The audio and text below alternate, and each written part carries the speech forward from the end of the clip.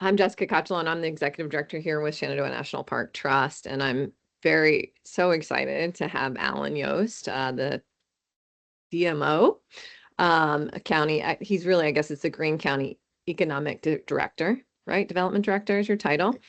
I'll let Alan introduce himself a little bit more, but I've known Alan since I started this role, basically, I feel like, and Alan just really embraces Shenandoah, and I feel like has really been supportive of the work we're doing and really understands the value of Shenandoah National Park to not only Greene County, but to the region. And you have such a great lens and vision in the way you think and work. And so I'm just excited that we can sort of have that conversation this morning about the importance of, economic development in the park and how they really do go kind of hand in hand. So Alan, why don't we start off with you just kind of talking a little bit about yourself briefly and sort of how you ended up here, because I know you have a pretty diverse background. Good morning, everyone. Thank you for having me. Actually very honored to be here this morning.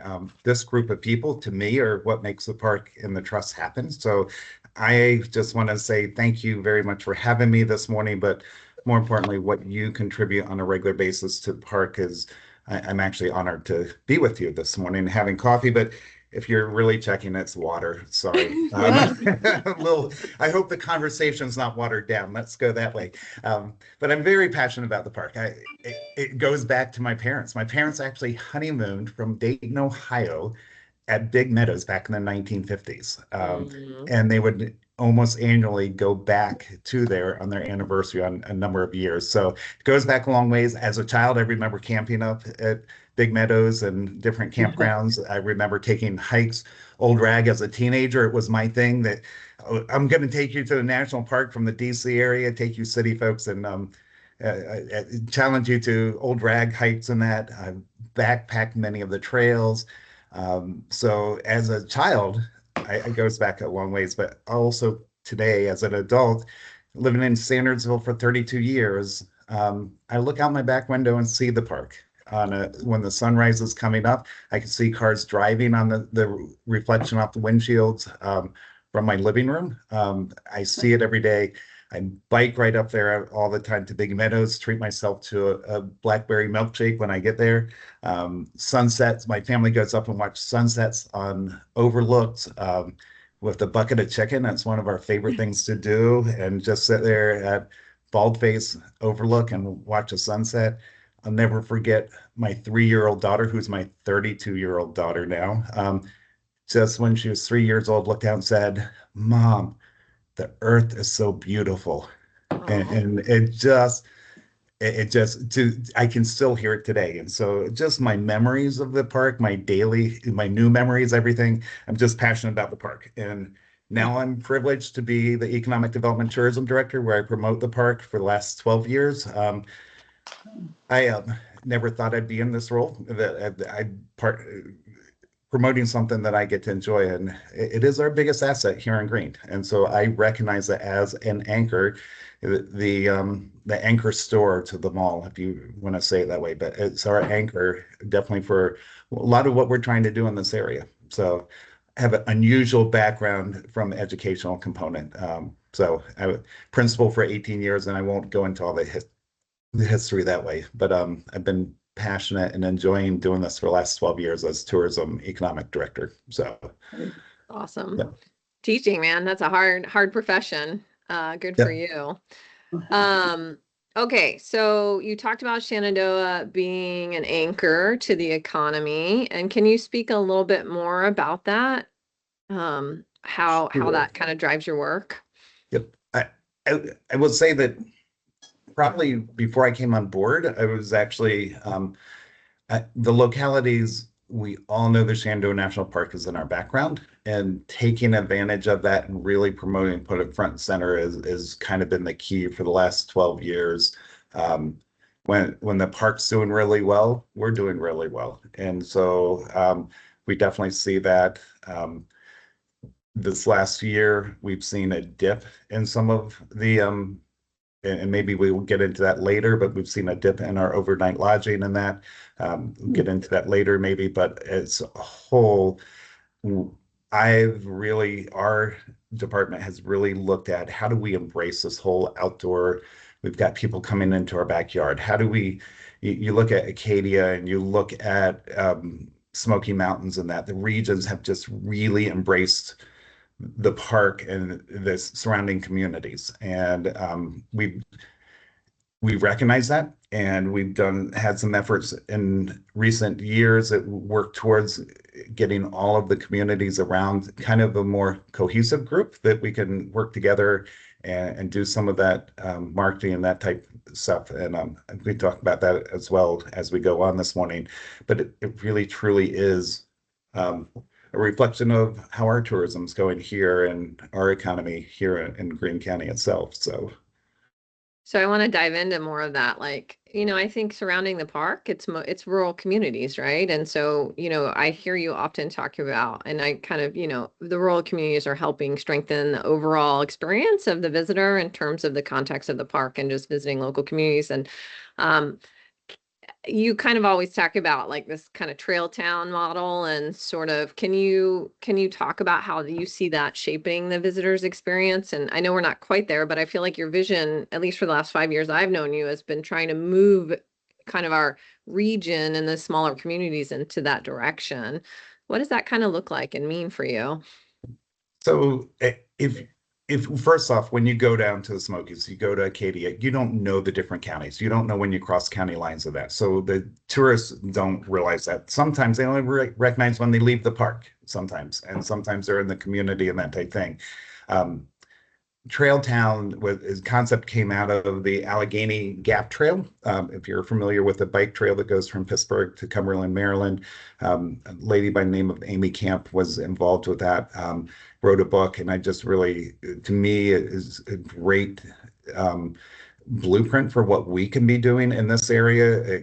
And you look at places like, as I mentioned, Acadia, and that they've done similar type things where they the guests have a cohesive experience, or a consistent, not sure the word I'm looking for, where they leave, if they're going into the town, they might see stickers in the windows that say they're park friendly and that they can get information, things of that nature. There might be discounts, there might be merchandise, things of that nature. So all of those type things, and one thing that Jessica alluded to, and bringing everybody together, the small towns, you can visit Sandersville, you can visit Sperryville, and you're getting the same feel you're getting from the park. Right now, we've got 1.7 visitors are using the park, driving the parkway, and maybe spending the couple nights in the campground, that type thing. How can we look at ourselves as a destination? How can we kind of put ourselves out there as you come here for a 4-day week vacation, a 7-day week vacation, and you can hike in the morning and in the afternoon, go to a winery or brewery, or go antique shopping, or you coming in for a wedding from, Texas, and you're like, wow, instead of just a wedding, why don't we say 3 extra days, and here are the great things we can do. I'm excited about a product that came off the press just last week. It's a new map. It's very similar to the national map. We've gotten the blessing from the national park to publish this. One of the things that in the visitor centers, we don't have access to the park map. They don't give us thousands of copies that we would go through. So with the superintendent's blessing, we've actually taken the national park map. But what's really unique about it is it has all the individual towns, Sperryville, Elkton, Sandersville, Crozet, what I call the Shenandoah National Park towns, all there with a brief write-up. And this is the first step in looking at how do we get these out as a destination. Right now, they're in the visitor centers. We've got about 2,000 copies, each of us at the visitor centers around the park, so we can people start feeling that. But we're looking at, okay, how do we get a mass distribution? How do we get the funding? Looking for Virginia Tourism to help us with a mass distribution where we can put them in all the welcome centers. When you drive down I-95, there's nothing in the welcome centers talking about the national park, and they can grab this. walk away and say, wow, that's a great place to go visit for 3 or 4 days, um, as opposed to a Sunday drive on Skyline Drive. Looking at the next steps of this, the potential of having a conference, a day-long conference where we bring all the towns together and we look at how do we take it to that next step of marketing that. So really, to me, is the infancy of this project, but a really exciting project coming together. Very exciting to hear. And I will say, Justin, just real quick, Okay. I value very much and kind of my history a little bit, but I just value the role the trust plays. That on the map we had an extra square, and we made sure that the trust was front and center because I just value how the trust has a significant positive impact on that park, and feel that front and center we need to recognize that and let guests know how they can contribute to the park, not just visit the park as well. So Thanks, Alan. I swear, guys, I didn't pay him to make that plug. Maybe some chocolate. it's good. We appreciate your work. So, let's dive into kind of trends you're watching. What tourism or economic trends, positive or challenging, are you seeing right now, sort of in your county and in your region? And how do you think those trends are going to influence how our communities prepare over the next few years? Like how do we, what does that look like in your world? So we've always trended in a positive way whenever the economy is failing, believe it or not. But if the economy is low, if it's a bear market, we have a lot of people that say, "Oh, we can't afford to go to Europe this year. We can't afford the big trip to all inclusive. We're going to go spend 2 or 3 days in a cabin in Greene and just kind of get away." So um, during COVID, we did fantastic. The year after COVID, and everybody wanted to get out, we did even phenomenal. And we've been able to maintain that level since 2020. However, this year we're seeing a decrease. We year to date so far we're at 18% decrease. Um, Part of that might is the shutdown, and that's the obvious one that people might point to. But I will say that's probably not the case because we actually have a great team between the trust, between the association, and our partnership with the vendor Delaware North. Um, we didn't see a huge drop in the number of people coming in and asking about the park and that type thing. During the shutdown, which was interesting. And to me, that's a statement towards the partnerships that we have between the DMOs and those organizations I just mentioned. So kudos to the association and the vendor and the trust and everybody that made sure the park kind of did the best we could during the government shutdown. I would say what's having a bigger impact, which is a shame, is kind of and this is Alan Yost speaking, and not Alan Yost, Economic Development Director, not Alan Yost, advocate for the park, anything of that nature, because I don't want to be fired tomorrow. But the I do believe that the current administration's positions are having an impact, whether that's foreign travelers, um, boycotting the number of Canadians that we're seeing in the visitor center every now and then. Not that we get lots of them, but we just haven't seen those foreign visitors in our visitor center. I think it's harder. They're choosing not to come to America. I feel like the threat, Trump announcing last week the potential of $100 fee for foreign visitors per person. If that happens January 1st, like they're talking about, I, I can I feel like we will not have foreign visitor. Who's going to pay for a couple or a family of four, $100 per person as a foreign visitor to visit the park? And I just feel that to me is one of the scariest things right now that we need to try and figure out how we're going to address. Some not immediate impact things because there's no conversations about it, but the first administration, um,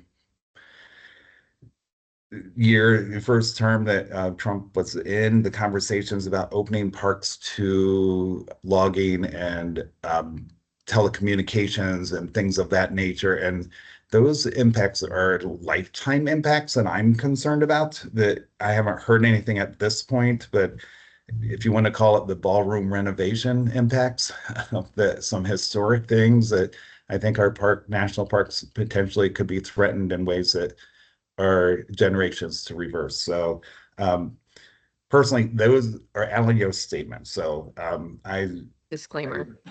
yeah, 100% before and after.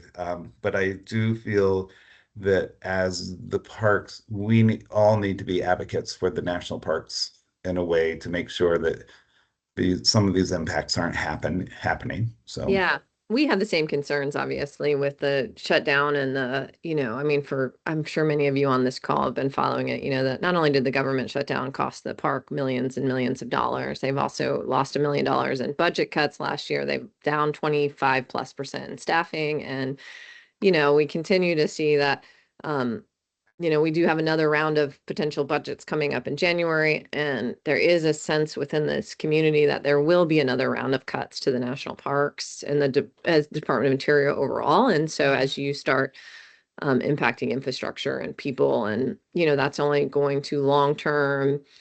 Not only is it going to hurt the cultural and natural resource stuff and the really important work that's happening to protect the resource, but I mean, I just assume this is, again, assumptions here, that it's going to eventually impact the visitor's experience because the park can only do so much, right? You can only do so much with the limited budget. But anyways, I gonna keep it moving. Um, okay, so how do you balance visitors' needs and community needs, that challenge of like the strain that sometimes, and I think we've all seen it and felt it, across the board with COVID and the pressures of COVID. I'm not necessarily just talking about the park, but I'm talking about on your own community of like, the infrastructure strain for traffic, for housing, for, having workforce to work in the hotels and the restaurants. And like, how do you balance that opportunity of such the vitalness of economic development through tourism, but having the local infrastructure to support it and not upsetting your whole community? and Jessica, I would say that they're probably the biggest challenge we have right now with is not necessarily the economic stressors, but a perception. Mhm. There's a perception that tourists are coming into and having a negative impact in our community. Talked to several of my counterparts around the park, and they're experiencing the same thing where tourism dollars have virtually no impact on the community. They don't use our fire. They don't use our rescue. They don't use our police departments. They don't use our schools. They come in, they spend their money, they infuse the community. In our community alone, factual $10 million was brought into just by the TOT revenues. That's an actual number of $10 million brought into Wow. our gross receipts that brought into our community. The typical modeling says that's a 2 to 1, a 2 times multiplier effect. So if restaurants, gas stations, all the other things, wedding venues, we are seeing about $30 million infused in our small little community. And so that's a huge impact. Yeah. And yet there's a perception that the tourists are changing our community. I and they're impacting. And I asked them, when was the last time you were impacted by a tourist? And so, well, I just hear about it. I'm like, okay, I hear about it all the time. Eh, so they impact. When you see the tourists on the street, what do you think? And it's like, well, I don't know what a tourist looks like. So you don't even feel the tourists. And so I'm like, Yeah. but you are impacted every day because they keep our tax rates lower. That $30 million infused into our economy is positively impacting you. So yes, tourists do impact you. So there's actually more of a perception issue there with tourism and that. I do agree with you. You kind of touched on it a little bit, but I think we have to be cautious that we don't become a Pigeon Forge or we don't Mhm. become a Hollywood or any, some other thing, that we Yeah. want. we don't want to have a negative impact on our communities. I mean, you just look at the COVID time period where everybody wanted to get out of the cities. I think we all have to be aware of how do we make sure the park isn't stressed? How do we make sure that, things like Old Dragon having to have the permit fee to be able to hike it and still be busy. I do feel that we need to be conscious about that, not only because of the perception, but the reality that none of us want the national park or rural communities to be changed, but we can greatly benefit from it. Wow, great. Thanks for clearing that up, Alan. I got new talking points. Okay, I'm gonna ask one more question and then leave a little space just in case anybody else has questions. So you mentioned it, like $30 million spent in your community, and we see a number, so we see this number, 132 million spent in gateway communities, and like how's that sort of calculate? Is that a real number, Alan? It is a real number. It's a real number. Is it an actual number? Is what you're asking? Yes, Yeah. it is. Is it an actual number? What's The it based on, Alan? the national parks actually have a model. They actually call it the visitor spending effects analysis, and it is a replicable model that is proven that is accurate. And so, there's steps that go into it where they count the visitors, they look at surveys of the different types of visitors, whether they're here for a day trip or whether they're a local day trip, non-local day trip versus a local person, whether they're staying in a lodge. So they take all those things into effect and have what type impact they have on, and it's an actual modeling that has been proven to be effective. $132 million sounds like a lot, but putting that in perspective, we have 1.7 million visitors.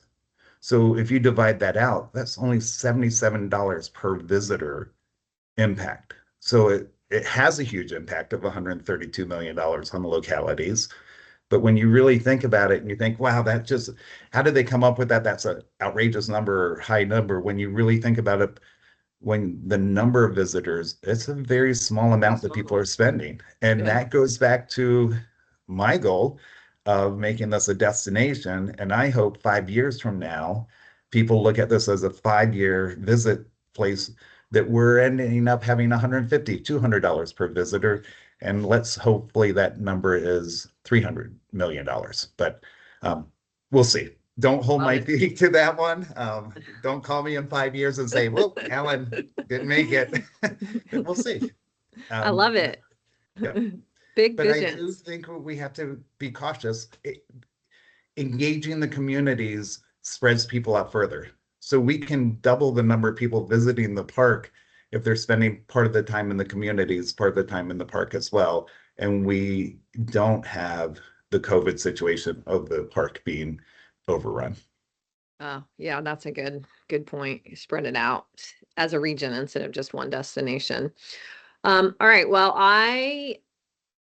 we have 5 minutes left. I just got the little timer. Any questions from the audience? You can, Carl, go ahead. Oh, wait, Lee's got pre-submitted questions too, but we answered that. Okay, go ahead, Carl, and then I'll ask other Hey, questions. I'm just curious if there are any efforts that you know of that are trying to work to kind of revitalize Standardsville. It just seems like if it were more like Sperryville or something it was more tourist friendly than kind of the dying kind of Central Virginia town, we'd be able to capture more of those tourism dollars. They had left when they leave the park instead of right to Elkton. Right. Carl, it's a great point. Good to hear your voice again. I haven't talked to you in a while. We did apply for and received a Department of Housing Community Development grant. We had $100,000 that we spent to attract new businesses to Standardsville.